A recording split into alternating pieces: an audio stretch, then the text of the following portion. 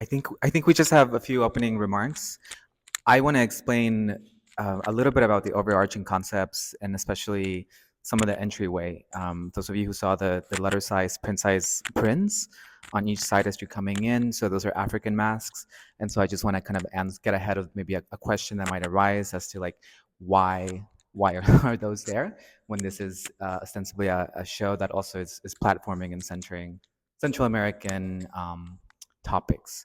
So I just want to read something from our flyer here, this handout. This was kind of has been developing, I think, for several months. So we kind of officiated the collective last year after a panel that we did at an annual photo conference. So I'll just read you this, and if you guys want to say anything, that's up to you guys. But also, we really want to invite like a Q&A and discussions over anything that maybe is stumping you guys. And so the first line in the flyer, it says that we are exploring the political strategies of looking from the middle, right? So that's one thing that I want to explain. Um, and that this exhibition centers around equatorial vision, a perspective that alerts audiences to the ways in which tropical weather, humidity, volcanic heat, rain, and lush flora shapes the artistic practices of our collective.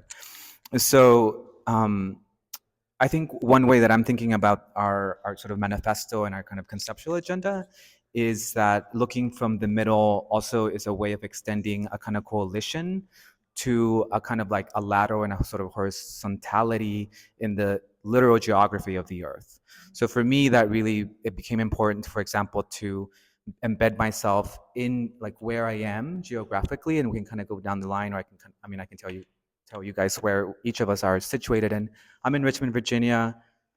Martin is in Chapel Hill, Durham, North Carolina, and Lorena just moved to the SF area, although she was here in Houston for a few years. And so my interest in Pocahontas, for example, really emerges from that kind of like lateral looking. Like if I just turn my neck, what is next to me in Virginia? And it's the kind of colonial legacies of kind of first encounters of the English Europeans encountering indigenous peoples and the kind of erasure of indigenous stories, especially particularly of women. What that also, I think, means if we are Central Americans is that we would look to other areas of the globe that kind of align with that same line, right? So if you just draw kind of a line through El Salvador and Guatemala, that puts us in near proximity of certain African nations, but also, for example, would be like the Philippines. So potentially, I think this show and our collective could expand to also account for other perspectives that are aligned with that kind of same climactic and atmospheric sensibility, if you will. Um, Anything else? So I hope that it kind of explains this allyship that I think we are sort of also trying to sort of perform in the show. I think like for me, I'm more like excited about this being like more like a conversation or discussion. Like I get more. I teach, and to me, that's not exciting. Like talking at people. So like I think like I think if maybe we're in the space and we can go around and like maybe if you have questions or comments, I think that would be really exciting for all of us to like um, that it feels more like a conversation. And I think through that conversation, like we can answer a lot of the themes and the work. Um, so yeah, do you have any questions, comments, concerns, complaints? I'm curious how you guys know each other or begin to collaborate. Is this first collaboration or if you collaborate in other ways or Sure. So I did my master's at the University of New Mexico, and one of my colleagues that was in a year above me went to undergrad with Tesora, and they put me kind of like, okay, we follow each other on Instagram because, I am from Guatemala, so I migrated to do my master's, and then I started to like kind of like wanted to knew more of colleagues around Central America, and basically we met like a year and a half ago, and well, no, 2 years ago, 2 years ago at SPE, the Society of Photo Education, and we clicked very good, and then we were like, we should do something, and we wanted to do a panel, and we started to like think about the idea, and I really don't know how I know you, Lorena, but there was something in there and was like, oh, we should like reach out. But I don't know how we knew of each other. I think we just need Yeah. Yeah. Yeah. Our work, the photo world, I would say, is very small in a sense of form. So there's a lot of like interchange in our practices, and then we become like also I think like part of a collective is just learning from each other and like having conversations and like taking advices and like going back and forth. And I think that that's kind of like we became more of like a collaboration, and then this is kind of like our first step after having a panel of discussion at SPE. I think like after we did the conference and I think we were like we have so much more that we want to like talk about together, that we want to make work together. So I think like that's we got so excited of like working in exhibitions, and so I think we just have more to say to each other and like working together after the conference. Yeah. It's a really beautiful trinity. So Yeah. maybe that kind of segs into the kind of magical ritualistic function of or the research and process of this work. I think that there's a lot of moments in the show that introduce a kind of mysticism or a kind of esoterica. I mean, Lorena has this lying over there with like flies on her body. I am putting roaches on my face, which I have kind of coined that kind of performance as a sort of like insect reiki, sort of using insects to kind of alter or to participate in different frequencies. To add to also to what Martin was saying, I mean, yes, the photo world is small, but also thinking about lens-based artists that are coming out of Central America within this sort of like Latin American diaspora, it's like that becomes sort of a niche on top of a niche on top of a niche, right? And so I think it's also a sort of response to a kind of erasure, or maybe just a kind of absence of art history, arts criticism, because even Latin American contemporary art discourses are not totally accounting for the particularities of Central America, right? You're here from Mexico because that's a relative proximity to the U.S. and there's obviously such an enormous amount of traffic of like culture, even here, right in Houston. So I think it's like this is a really interesting show to maybe bring up things that are really quite specific to us, but also the kind of hybridity that we represent as like diasporic academics, right? So that's another thing to mention is like we are all teaching artists, professors at universities, teaching another generation of artists that are coming ahead. So it's like there's a lot of sort of overlap and kind of beautiful parallels just in our life stories as well as like art.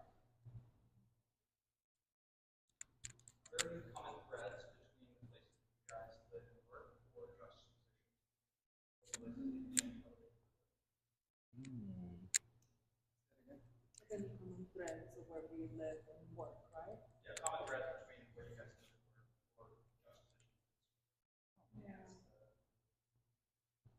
Hmm.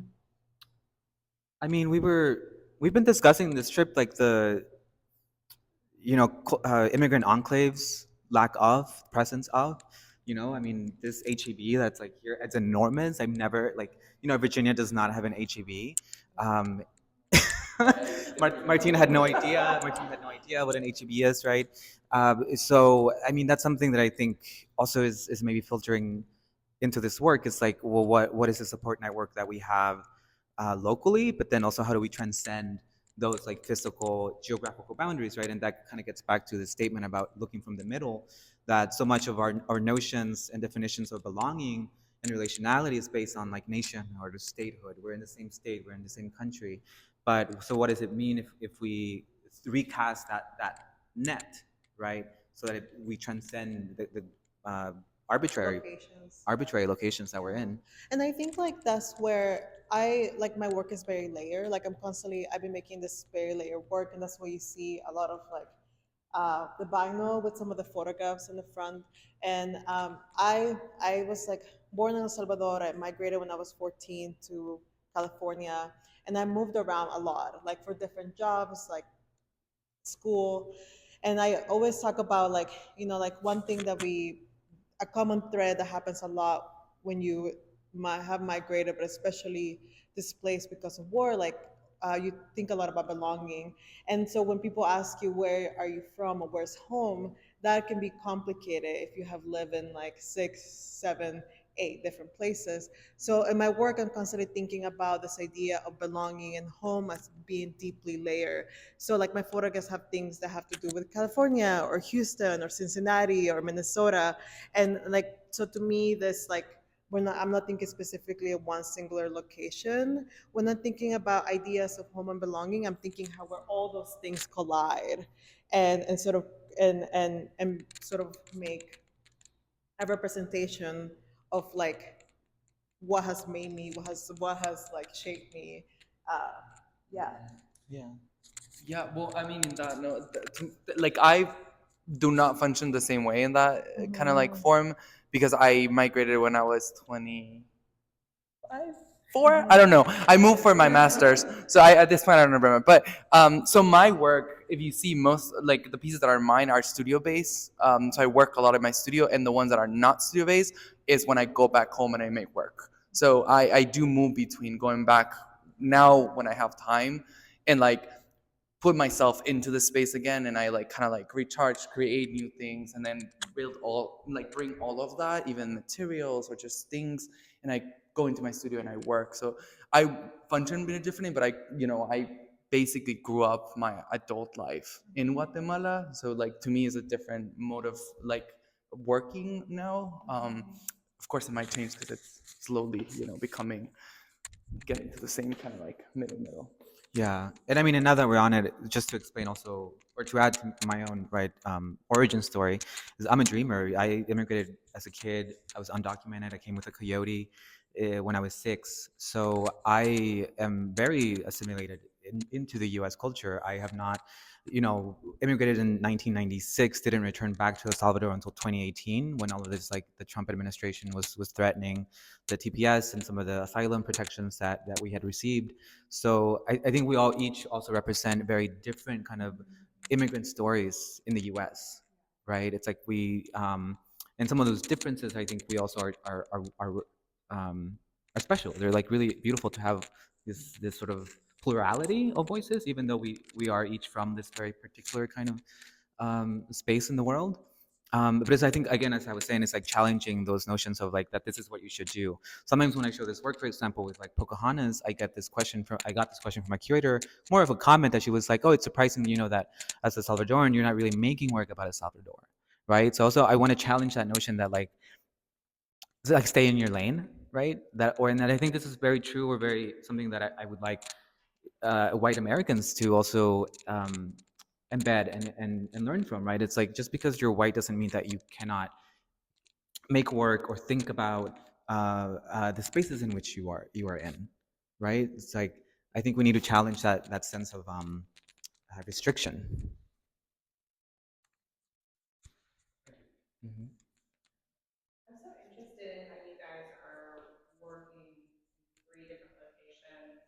You're working with these photography practices. Are you doing like a lot of digital mock-ups? Are you guys sort of like collaborating with your images as you shoot? Or are you just like throwing it up the wall and like seeing what happens? what I mean, what got to the gallery is what got hung up. I lost 10 pieces. We're in this drama with UPS, so it's like the curation was improv. Yeah, Probably. I think that we did, which I think it's beautiful. It's the we not in the same spaces, right? But we did hold up a lot of studio visits, and we're like talking, okay, what are we thinking? Sharing things that are thoughts that we were interested in, and then showing work. We're like, okay, this is what I got, and then having comments like, okay, what about like, for example, that big vinyl was supposed to be a frame image, and then in my studio I was like just having some sort of layering with other images, and then I think that's what I was like, well, no, it should be you should bring the vinyl, we should not frame it. And it's like, okay, so like collaborating, I think for us in the sense of form of like how do we play with it with our work is how can we also create conversation with like listening to each other. But yes, I do think that, I mean, personally, I feel like playing and allowing us artists to play is such a radical tool, especially thinking how constricted we are, especially medium bass. So playing is such a great tool for all of us as artists to um, change those notions of how rigid the thing should be. But And I think a lot of the conversation, like, uh, maybe we didn't have like a very like concrete plan of how things were gonna put together, but we had a lot of conversations like online. We would like meet a lot, and we would be like, "This is what I'm thinking about. This is what I'm excited about." Like, so I think there were a lot of conversations that we had online. So we were like mentally we were together, yeah, like our souls are together too. But and I think it sort of removed some of the, when we came here, it was like, okay, like we weren't thinking here's my work, here's Tesora's work here. We were like thinking about how can the work create conversations by creating groupings together. And I think that's also like really fun, and also I think it removes ideas of like thinking about the sort of rigid lines of ownership in galleries and museums, where like they're like, this is Lorena's, this is Tesora's, because I think we're interested in like the conversations that happen when the work is mixed together. I just wanted to, yeah, and I think that something that I think it's what I enjoy about what we're doing is, I've been in other shows where it just like it's a 3 people show or it's a 4 people show, and we're just put together, and it's not about us, like having a bond and playing, so to speak, but it's about somebody else looks the connections and then they put the work. But in our case, we are friends and we are like having conversations and supporting each other, even outside of just like creating our work, right? We're interested in each of our lives and like foster those relationships that we have. Yeah. How do you feel when you collaborate versus when you create on your own? How can I answer that? I'll say really quickly. I'll just say really quickly. I don't want to be an individual. Yeah. This has been so healthy. Mm-hmm. My mental health has just been so like enriched with these people, having them there and checking in on each other every 3 months. It's been incredible. So I mean, it's like, yeah, there's like an individual research agenda to the things I think that we're all doing, Yeah. but at this point, it's like, I mean, it could all really, it's so adjacent. Yeah, I think like we're all dealing with such like heavy histories. Like I talk a lot about how I make these really large projects. I like a lot of my work is not just photo based. Like I do large installations, sculptures, and it's just like kind of awful to make. Just like I don't enjoy it. Like it's not like I enjoy it once the work is up, but I wouldn't say that making my work is enjoyable because it's just such a long process. Like I'm spending 16 hours in the studio and it's very lonely. And I was telling them like I really enjoy, it was fun making this work, and I was like, wow, what a radical idea that I can enjoy making my work. Like, because it was fun, like it was playful, I was experimenting in the studio. Like a lot of the photographs I'm making up the weather with my breath and my saliva, so like I'm becoming like sort of like the weather for these photographs. But then like also the idea of like applying to open calls, where like I get really excited applying opportunities for us. Like to me it feels like more fun to be like, and I get excited. Like I was like, oh, like let me tell you about my amazing friends. Like I get like really excited. Like let me hype them up. So I think to me it sort of removes. One, I think my practice is really hard. Like my singular practice is really hard, and that's what allows me to like get in conversation with others, but also like play. But also I'm not just thinking about myself. Like I'm thinking about how can I support like my the other artists and my friends. And I think that feels um, I think a sense of connection that I think that can get lost within the art world and community and like art community. Yeah. I was thinking about like surrender, right? And the way that sometimes as like individual artists, there's a levels of like possessiveness or control. And I mean, not to bring this up again, but like, not the UPS losing these packages. I would have been, had it been just by myself, I would have shut down. And like these people, I mean, these babies just really helped me. And so there's a component of that I think is just so it's community, right? It's like small community, and there's like a feedback loop where this is feeding back into my teaching and my pedagogy. And now whenever I'm mentoring seniors or folks that are about to graduate, I'm like, you know what the best, smartest thing you could do is join a collective, right? Precisely because of the things that Lorena is saying, that we help each other out with professional opportunities, where it's like 3 people doing Google hunts and searching for calls as opposed to one person being self-promoting, marketing, doing all of this, right? So there's a labor distribution that I think is also really important here. And I think it also goes like I can talk about this forever, but I think there's such a scarcity mindset in the art world. Like we're all just competing for the same things, and like we're like all these resources, and the system has made it right. Like there's this scarcity that is actually doesn't exist. But to me, it's sort of it becomes like a place of like abundance and like care and I tell my students my same thing. I was like, you're stronger together as a cohort. Like you're the ones going to be giving each other like opportunities and helping each other out. And I think like I I that's been so exciting and fun for me, like working with you.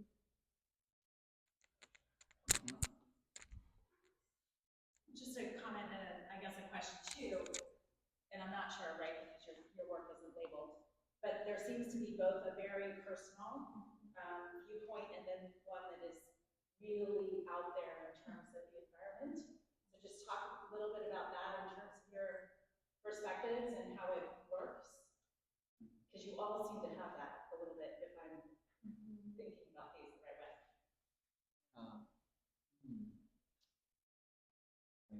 I don't know, like I think at least for me, like I don't the personal is based on the environment. Like I can't separate myself, my identity, my personhood, my body from the environments, the institutions that I'm part of. Like I always talk about, there's no divide. So to me, like I see them as um, always in conversation, always hand in hand. Like sometimes I do put my body on top of the land as a way to talk about the politics and the histories that are in the land.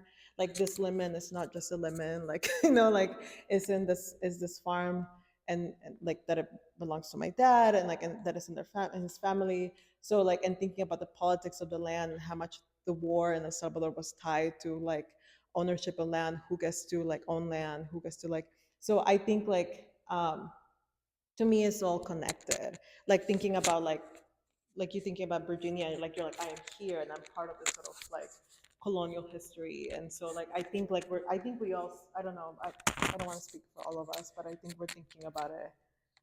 Yeah, I mean, I'm thinking about this. Your question, your comment made me think of science fiction, and the film Annihilation. With if anyone has seen it, with Natalie Portman, where this alien spacecraft that lands and it creates this like weird biology, and then as individuals enter this zone, they turn into plants, and yeah, and I'm just thinking about this sort of like reality shift and the kind of shifting between like the self and the universe, and how the self is the universe and the universe is the self, right? It's like, I mean, that fruit over there, that's a self-portrait. Like these chairs, that's a self-portrait. Or that self-portrait is actually like a manifesto on like nations and the globe and climate change. So I mean, maybe that's an aspect of like surrendering and letting go. That letting go of the self is also a gaining of the self. You're like a new self when you emerge from this, right? Like I am a new person now because I am married to these folks, right? And we're sort of like tethered to each other. So that kind of tethering, I think, is like beautiful. It allows that kind of expansion, but also like retraction into like the emotion and the pathos, because I think there's a lot of emotion also here in this work.